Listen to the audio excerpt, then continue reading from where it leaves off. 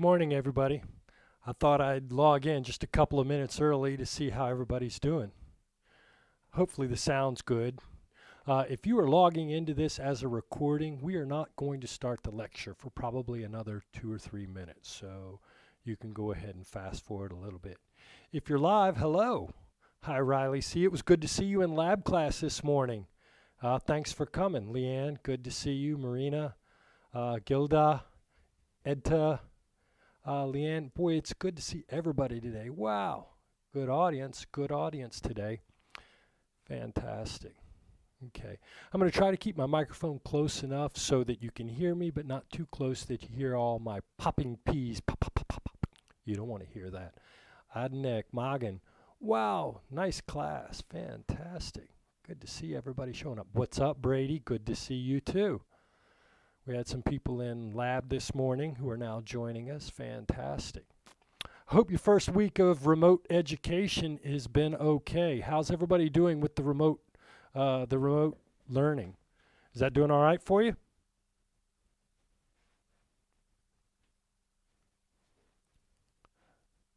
I am talking to a lot of people.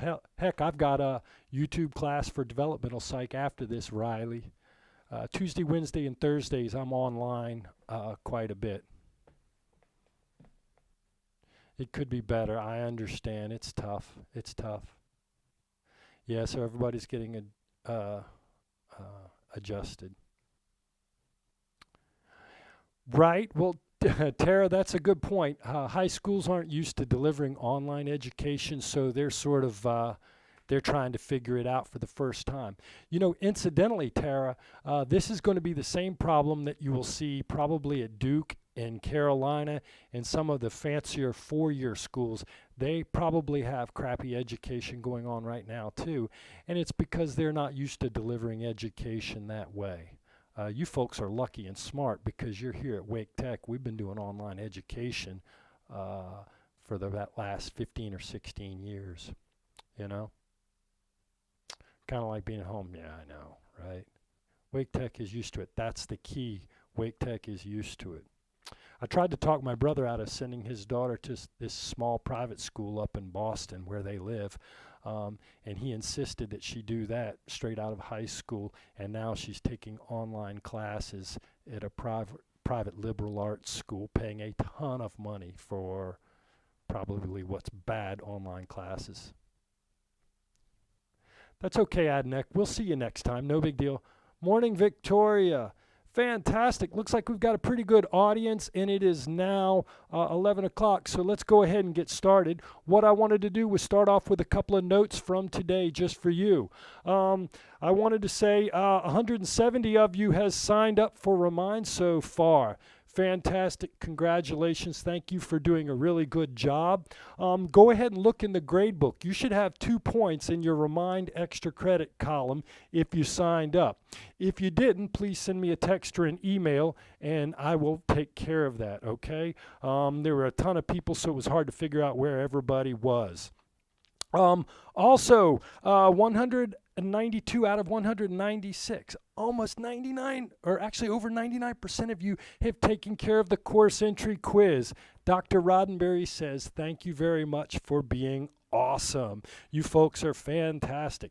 And you know what? 78 of you have already registered for the Neuromatrix. Thank you very much for doing that. I wanted to go ahead and show you how you're going to play tomorrow. At 9 a.m. tomorrow morning, if you go to your Neuromatrix folder, let's see, where is that? I can't figure out. Right over here, you click on the Neuromatrix tab. Inside there will be a folder called Enter the Neuromatrix. I'm still learning how to use the green screen. Enter the Neuromatrix. When you click on that, you'll see the leaderboard. And do you see the Neuromatrix game right here? You can't see it right now. I'm looking at the teacher's view so I can see it, but you can't see it. But tomorrow morning, it'll be right there. I also plan on sending it via text because it's actually more fun to play on your phone. But remember, you can't play the game until you register because I need to know who you are so I can accumulate your points. right? Any questions so far? Hopefully you understood that. And remember, in order to qualify for the week, you have to do your homework. If you don't do your homework, you don't get to add your points for that week. Any questions? Okay, and then finally, I wanted to tell you about the textbook. Some of you have emailed me, and I wanted to make a general announcement. I think some of you are probably looking for your textbook to come in the mail. You haven't got it yet. Well, the cool thing is you can actually use the first 4 chapters of your textbook for free. Let me go ahead and explain how you do that. So if you're still waiting on your textbook, you can actually access the first 4 chapters of the digital textbook for free. Click on the textbook link here in the tabs bar. It'll take you to the publisher's website. Click on the ebook, and it'll take you to the first 4 chapters. Click on any one of the first 4 chapters, and there you go. You've got access to the textbook. You can scroll all the way down here, and you can page along from section to section. And hopefully that'll help you out until your textbook comes in. Okay, did that help? Hopefully that'll help some of you out, because I actually got an email today telling me that a student was going to have trouble getting the textbook for the next couple of weeks. So hopefully that'll help you out. Okay, let's see. Are we allowed to use our non-school emails to watch? Absolutely. There is no attendance being taken in this particular class, in this particular YouTube webinar. All I'm doing is giving you information that will help you do your homework and prepare for the exam. If you're an autodidact, that is, you prefer to learn alone, you can read the textbook and look at the PowerPoint presentations on your own. You don't actually have to come here. Okay? Yep, attendance. Yeah, let's try to keep it nice here, folks. Let's try to keep it nice. Thank you, and be respectful in class. So that's how we're going to do that. Any questions so far? Let's see. Somebody, how can I resubmit my name for the game? Victoria Velez does not like the name she picked, so she wants to send another one. Go ahead and send me an email or a text, Victoria, and I will do that. If you need to, okay? Now, what I'd like to do is I introduced you to one of my colleagues, Dr. Green on Tuesday, who's a social psychologist. I wanted to introduce you to another one of my colleagues. This gentleman's name is Dr. Dave Fitzgerald. So let's go ahead and meet Dr. Fitzgerald if we could. Hi, my name is Dave Fitzgerald, and I work in the field of clinical psychology, specifically child clinical psychology. But in general, the broad field of clinical psychology deals with helping people kind of restore functioning. So there is an applied and restorative kind of perspective, which is different than some of the other fields, say maybe cognitive or experimental psychology. Clinical psychology, along with counseling and school, typically are those fields where we are working directly with people, trying to utilize the things we've learned through research and apply them in a practical way to help people. Specifically, what I do, I work in, as I said, the field of child and adolescent psychology. So I help direct a clinic here at University of Connecticut Health Center, where we work with children and adolescents and families who present with different diagnosed disorders, things that you might find or read about in some of your other classwork. So depression, anxiety, ADHD, those sorts of things. And we work using best case understanding of research from what is empirically based, what is the best way to proceed with different disorders. So for example, earlier this week we worked with someone a teen who has obsessive compulsive disorder. The evidence shows us that the best way to proceed would be combining behavioral exposure and response prevention therapy along with medications, typically in the class of SSRIs. So we've combined those two things and begun working with this teen to help reduce those symptoms so it's easier for him to go to school, get work done, see friends, and interact with his family during such mundane things as mealtimes without conflict. I hope that gives you some idea of the kinds of things that clinical psychology involves. Typically, it's going to be in terms of work, you would do your undergraduate work, then graduate school, and a year-long at least internship, sometimes followed by another year in postdoctoral training in terms of direct clinical care.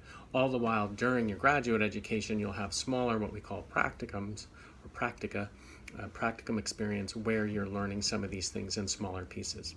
All right, well, take care, enjoy the class, and go easy on Dr. Roddenberry for me. Thanks very much. Bye. All right, fantastic. I hope you enjoyed meeting my friend Dave Fitzgerald. We've known each other about 15 years. We actually met on a baseball field.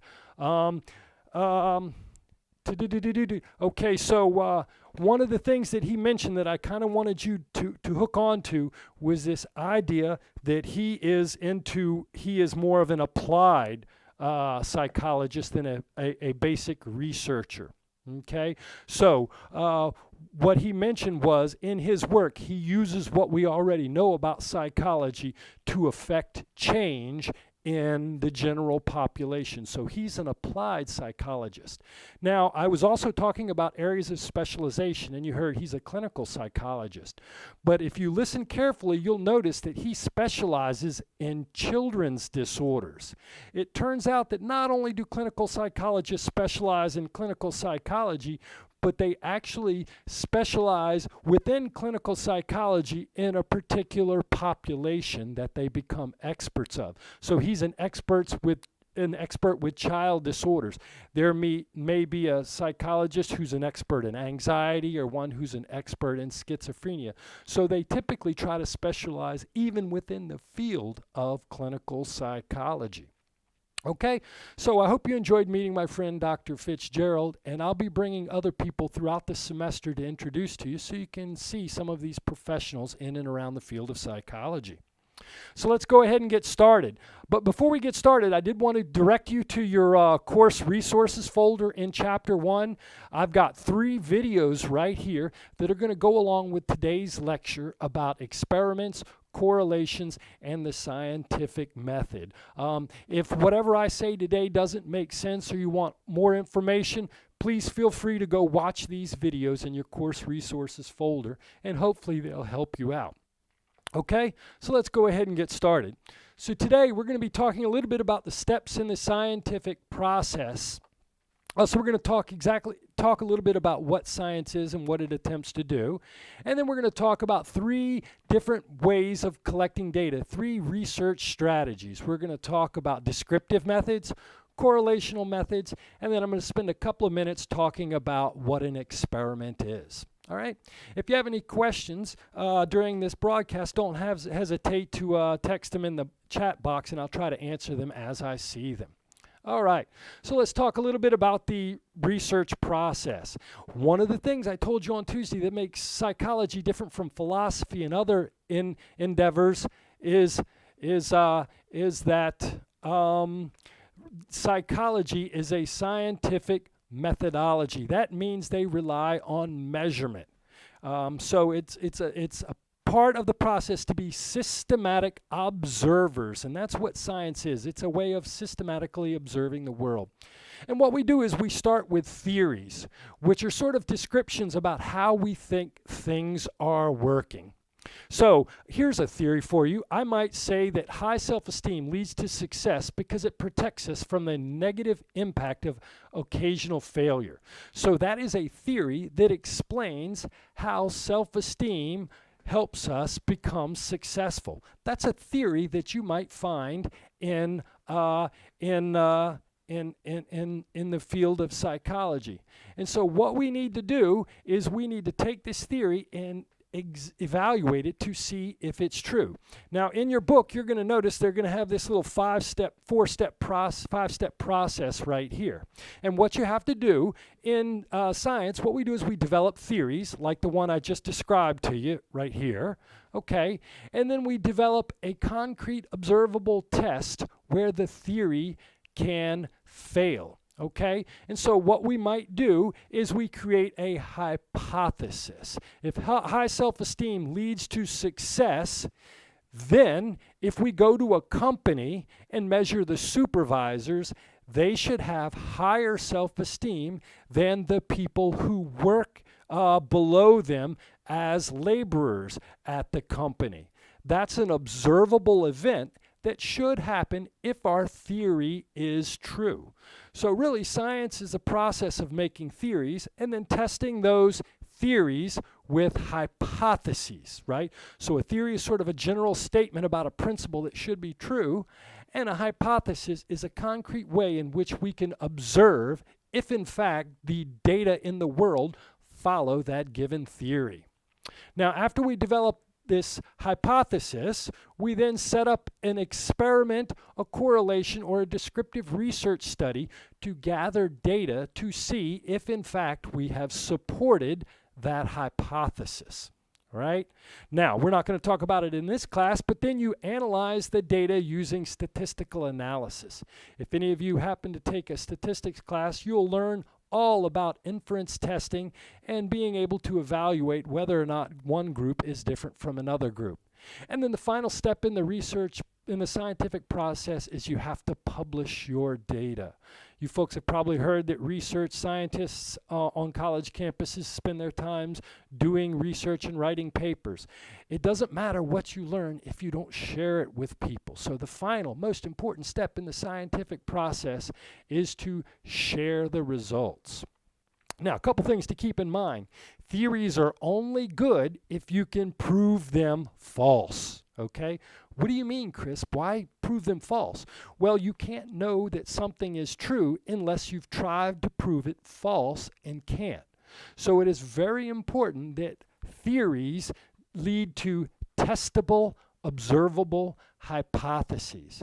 And also, I do want to, again, reiterate the importance of sharing your results, because if you know something and nobody else knows it, then you really haven't really proved anything. All right, so that's sort of the steps in the research process. And if you look in Chapter 1, they'll give you a short description of that.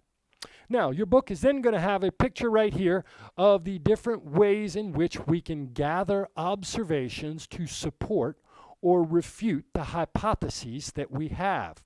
All right? And so what your book's going to say is that we've got descriptive methods, descriptive methods, correlational methods, and then we've got experimental methods. And each and every one of these methods has a time and a place when it is most useful.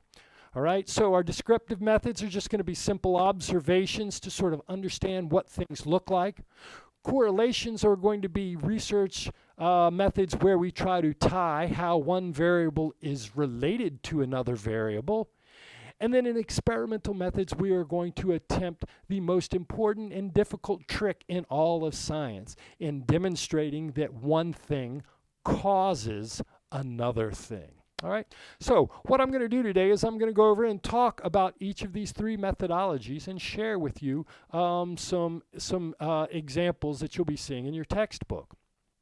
Okay, so probably one of the easiest ways to gather information, one of the easiest research methods is what we would call the descriptive research method. You know what? Sometimes we're just interested in observing the world to see what happens. So all you have to do is you don't have to go out and manipulate anything. All you can do is you can go out and just watch people and try to characterize their behavior.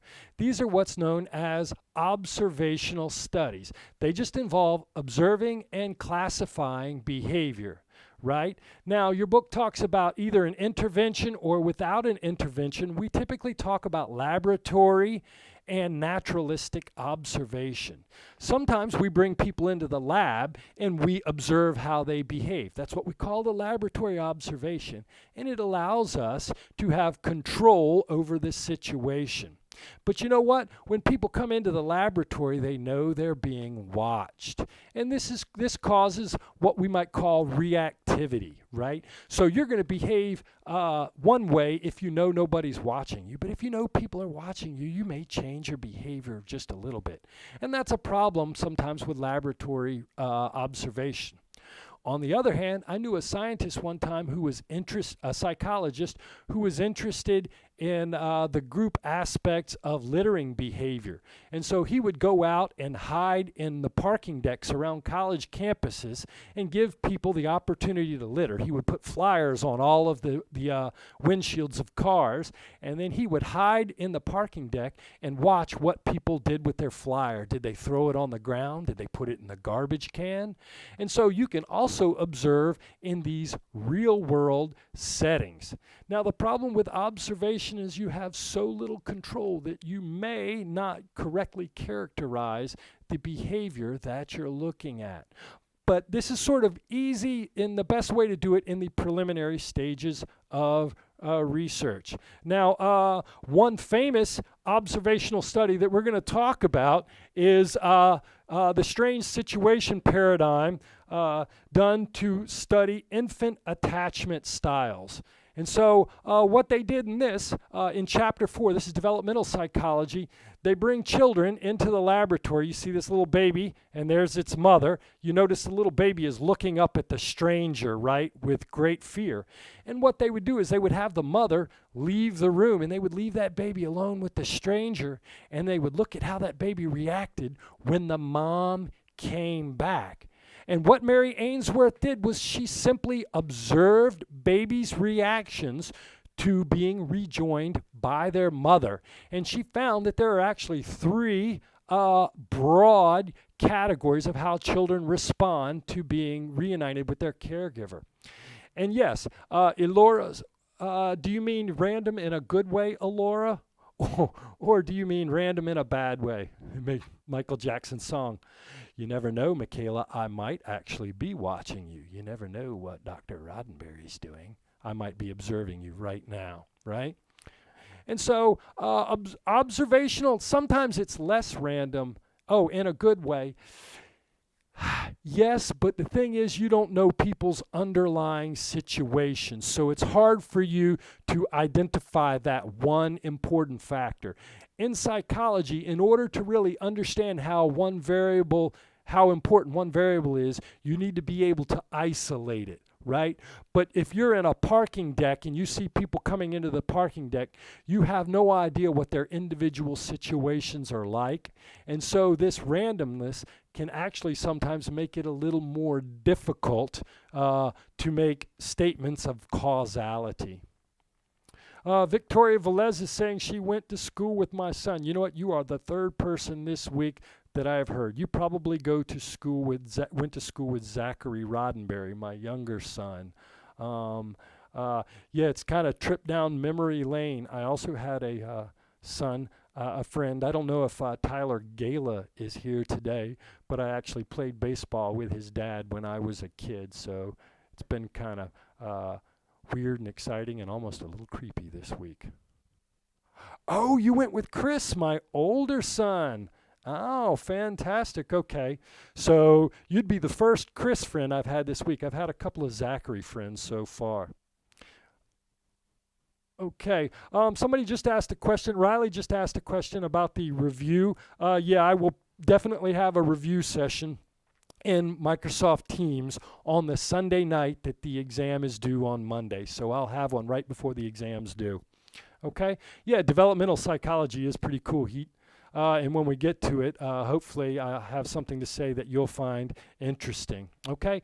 Now, another way we can do descriptive methods is through surveys and self-reports. There are a ton of surveys, questionnaires, and other things that psychologists use to study people's psychological functioning. So basically what you do is you ask people how they're feeling. You know what? If you really want to know how somebody is and what they're thinking, why not just ask them directly instead of hiding in the bushes to see how they act, right? So unlike an observational study, we're directly going to come out and ask you how you feel. Now, the advantage of this is it's pretty straightforward and direct. And if I ask you a question and you tell me what you're thinking, then it's easy for me to sort of get an idea of who you are and what you are. The only problem is a lot of times some people don't tell the truth, right? And so you have to be careful when you use surveys and self-reports to make sure there are ways in which you can evaluate your participants' responses to see if they're telling you the truth. Now, we're going to talk about these self-reports a little bit later on in the class when we get to some of the more applied chapters. So when we get to chapter 10 and talk about stress, I'm going to have you take the Holmes and Rahe stress inventory to find out how many life challenges you've had in the last 12 months. When we get to chapter 12, I'm going to have you take the Big Five personality inventory, and we're going to find out if any of you are neurotic. And then, you know what, in chapter 14, when we talk about psychological disorders, I may even give you the Beck depression inventory to find out if you're unusually sad. And these are all examples of self-reports that we can use to evaluate people. And this is a descriptive method too, because again, I don't know what your situation is, and I'm not manipulating your behavior, so it's hard for me to tell what is causing what. But surveys are a really good way to gather information about people's psychological functioning. And then finally, I want to talk to you a little bit about case studies.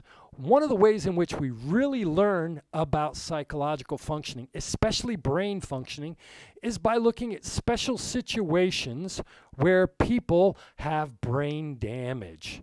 And what you can do a lot of times is you can look and see what that person has difficulty doing.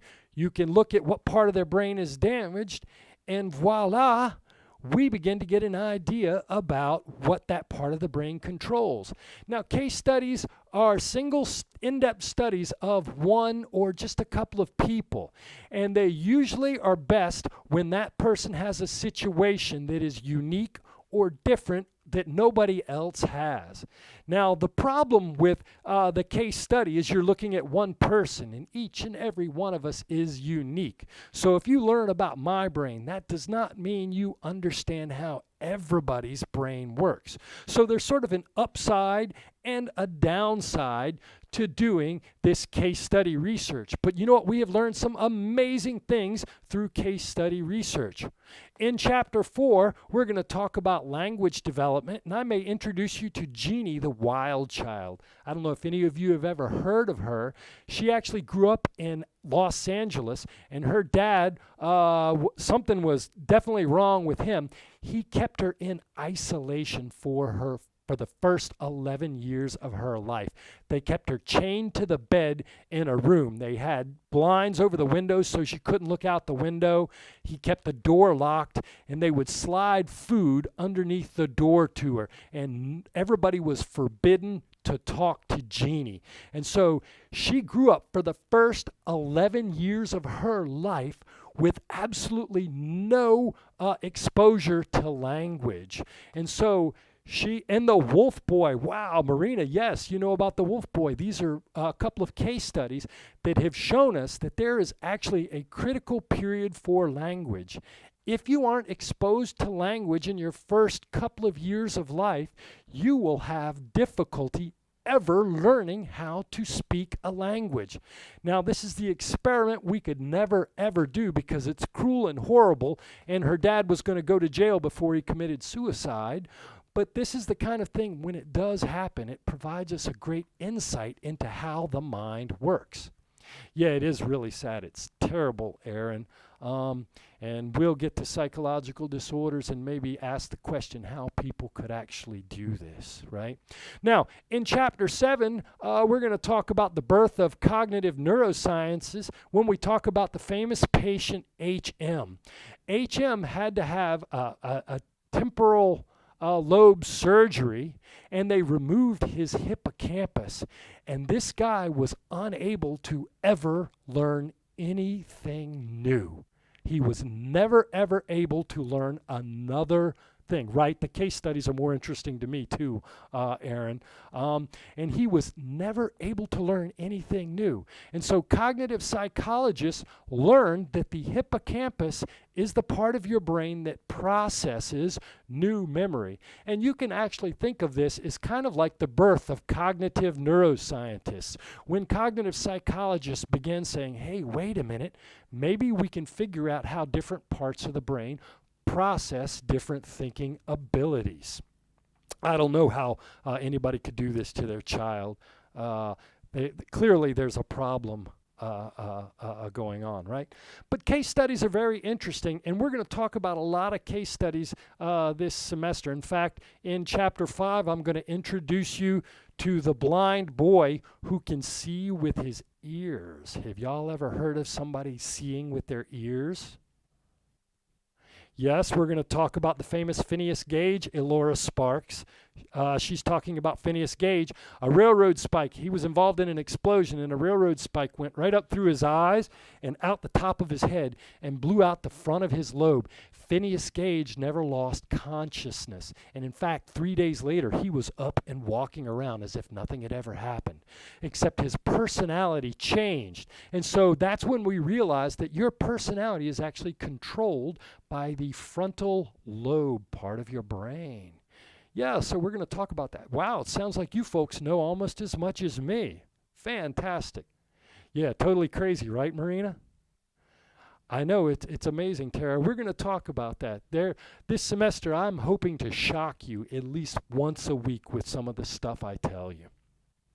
Okay, now, here's the deal. In psychology, in science, really, what you want to do is you want to make connections between A and B.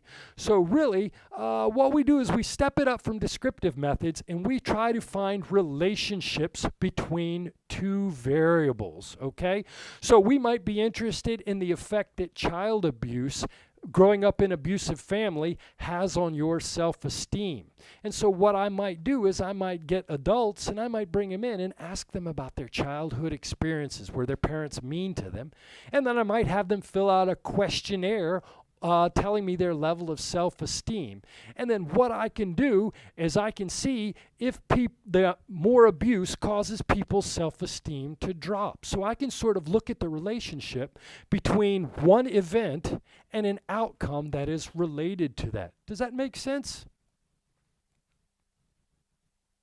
Okay, now correlations show relationships between variables. So sometimes we might see that as one variable goes up, another variable goes up as well. So a positive correlation, if you look over here right here, this is what's known as a positive correlation. So one variable is plotted on the x-axis and one variable is plotted on the y-axis. And what you'll find is as y increases, so does x. What are some examples of positive correlations? I don't know if you know this, but self-esteem is positively correlated with academic achievement. The higher your self-esteem, the better you do in school. You may or may not. Yes, we will talk about Beth Thomas, Aaron. Certainly, now that you've mentioned it, I will definitely do that. Okay?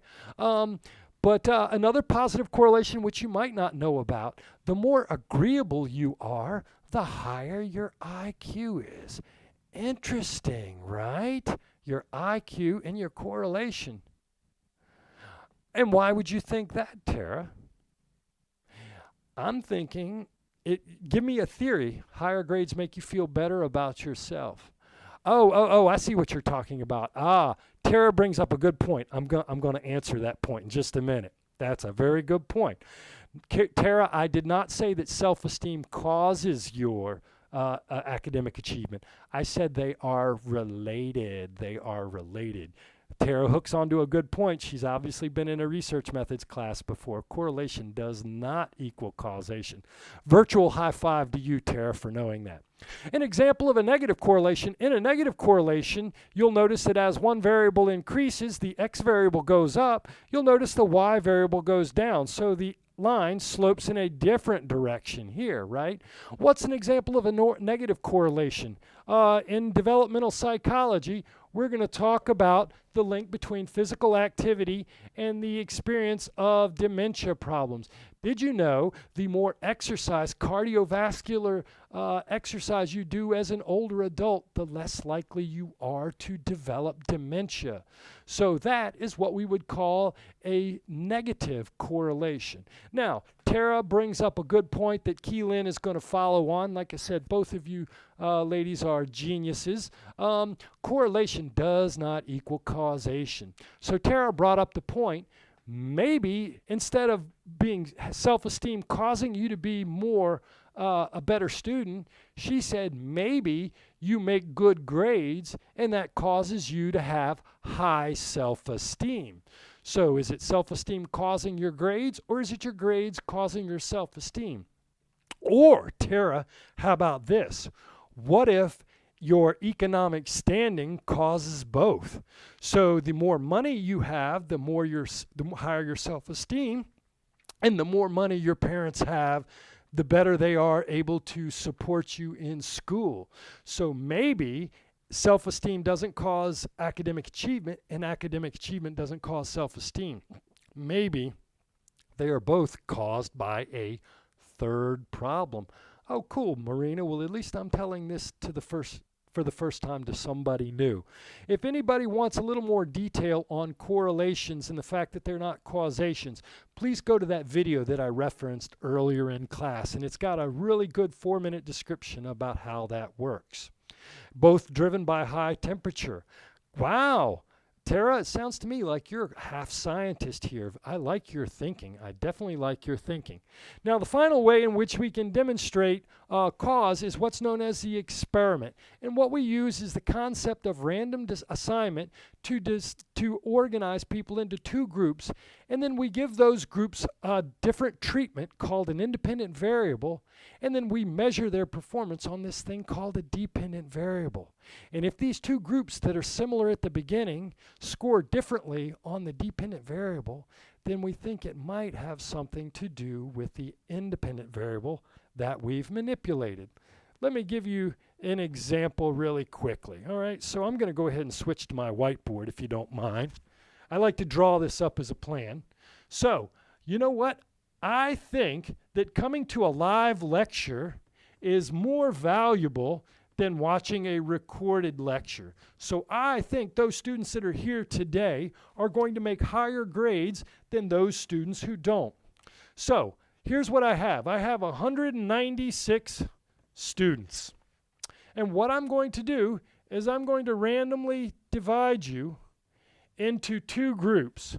And one group, I'm going to have you come to the live stream, just like you are now. Right? And you know what? The other half of the students, I'm not going to tell them that we're doing a live stream. Instead, what I'm going to do is I'm going to have them watch the recorded video. Okay? Then what I'm going to do is I'm going to give them all exam 1. Okay? And you know what I might find? If I looked at exam grades, you know what I might find? That maybe my students who came to the live lecture, maybe their exam grade was a 90, and maybe the students who came to the recorded lecture, maybe their grade was only 70. So live versus recorded. Now, here's the deal. If these two groups are the same at the beginning, and the only thing is different is that one watches a live stream and one watches a recorded video, then my only conclusion is that this variable right here is important. This is what's known as an independent variable. I don't know if I'm writing too high. Yep, that's the independent variable. This is what's known as the independent variable, the IV. And this is what's known as the dependent variable. So this is the independent variable and the dependent variable. So do you see the logic of how this works? Do you see the logic of how this works? Now, here's the thing. The key to this is that I use this thing called random assignment. Can somebody explain to me what would happen if I let students decide whether or not they were going to watch the live or recorded videos? Might there be a difference between these two groups of people? If there is, go ahead and type your answer in the chat bar. I'm going to wait half a second. Why might these two groups why might they be different if I let students decide whether or not they're going to watch the live lecture or come to watch the recording? That's a good question, Brady. If I let the students choose which group they come to, Brady, The students who have a higher work ethic might make time to come to the live lecture. And then the students that came to the recorded lecture might not be as hardworking, right? And so that would be what we call a non-random form of assignment. And because we didn't randomly assign students to this condition, we might have a difference in work ethic that might account for the difference in grade. Does that make sense? Yes, several of you, Tara, Elora, you are both, Leanne, you are all giving fairly correct answers. I like the way you're thinking. So in a true experiment, we have to use random assignment. Now, how could I use random assignment? What if I assign people A through L to come to the live lecture and M through Z to watch the recorded lecture? Would that be random assignment? They could have different learning styles. Wow, all of you have great theories on why this experiment would be messed up. Why wouldn't that be random assignment?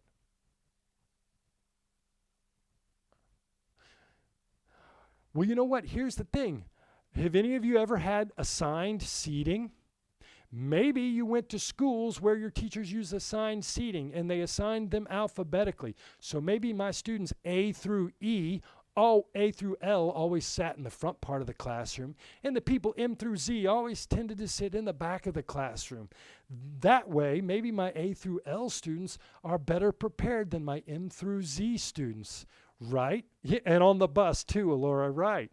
So that's non-random. Really, the only way to randomly do it is for me to close my eyes and go 1, 2, 1, 2, 1, 2.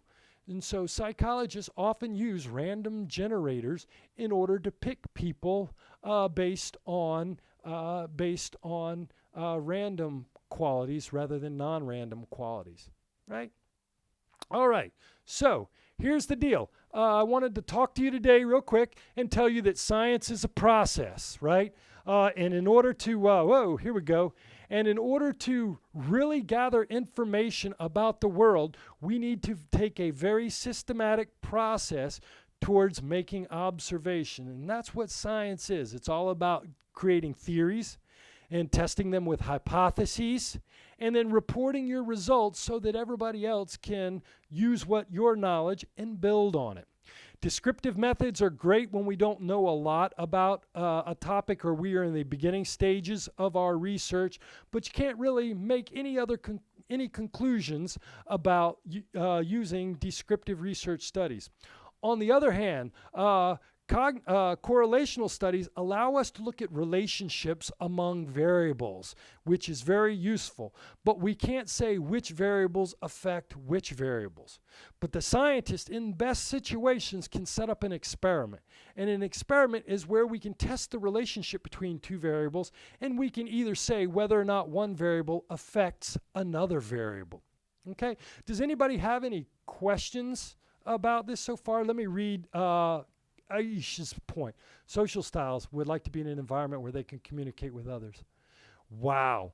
You know what? I am surprised at how, not surprised, excuse me. I am impressed with how scientific all of you are being right now. All of you seem super duper scientific, and I'm really totally impressed with that. Good job. Do you have any questions? Anybody have any questions?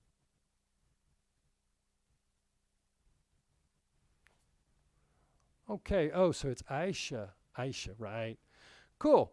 Well, I'd like to thank everybody for coming today. I hope you had a good time. Remember, don't forget to sign up for the NeuroMatrix. The first contest is tomorrow, and you must play sometime between tomorrow morning at 9 a.m. and 12 midnight on Sunday. Don't forget to do the discussion board, which is also due tomorrow night, and the homework, which is due on Sunday. If any of you have any questions, don't hesitate to send me an email or give me a text.